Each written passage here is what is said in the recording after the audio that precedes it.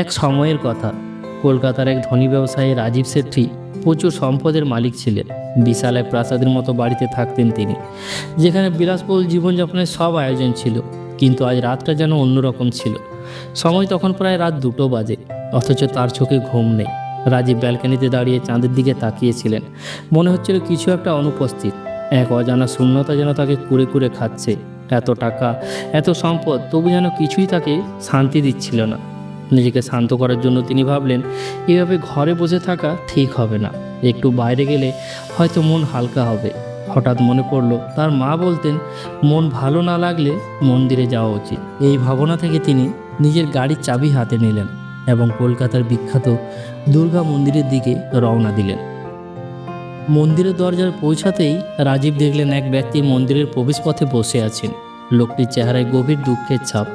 পরনে ছেঁড়া কুর্তা, ধুলোমাখা চাদর, আর পায়ে কোনো চপ্পল নেই।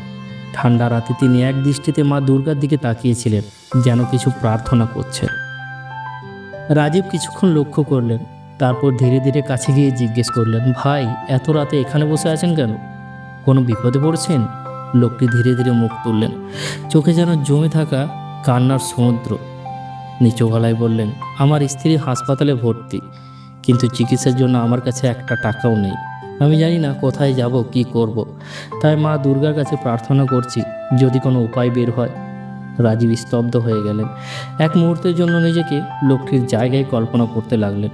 ভাবলেন, যদি আমি এমন অবস্থায় থাকতাম, আর যদি আমার পরিবারের কেউ এরম বিপদে পড়তো।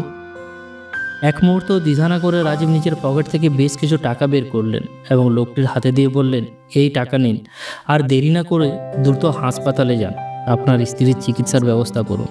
লোকটি অবাক হয়ে রাজীবের দিকে তাকালেন, যেন বিশ্বাসই করতে পারছেন না। তার চোখে জল চলে এলো। রাজীব শুধু টাকা দিয়েই থামল না, তিনি নিজে ভিজিটিং কার্ড দিয়ে বললেন, যদি আরও কোনো সাহায্যের প্রয়োজন হয় তাহলে নির্দ্বিধায় আমাকে বলবেন। লোকটি হাত জোড় করে বললেন, বাবু, আপনার ঠিকানা তো পেলাম, কিন্তু জানেন, যিনি আজ আপনাকে এখানে পাঠিয়েছেন তার ঠিকানাও আমি জানি।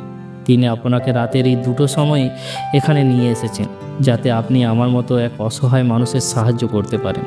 রাজীব চমকে গেলেন। তিনি তো এসেছিলেন নিজের অস্থিরতা দূর করতে, কিন্তু যেন অদৃশ্য কোনো শক্তির মাধ্যমেই তাকে এখানে আনা হয়েছে।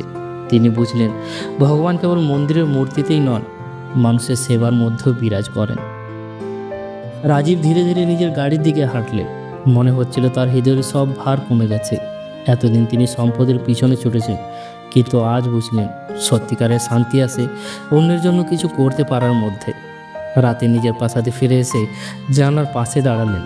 আকাশে পূর্ণ চাঁদ, যেন মা দুর্গা নিজেই তাকে আশীর্বাদ করছেন। এই রাতের অভিজ্ঞতা রাজীব সেটিকে বদলে দিয়েছিল।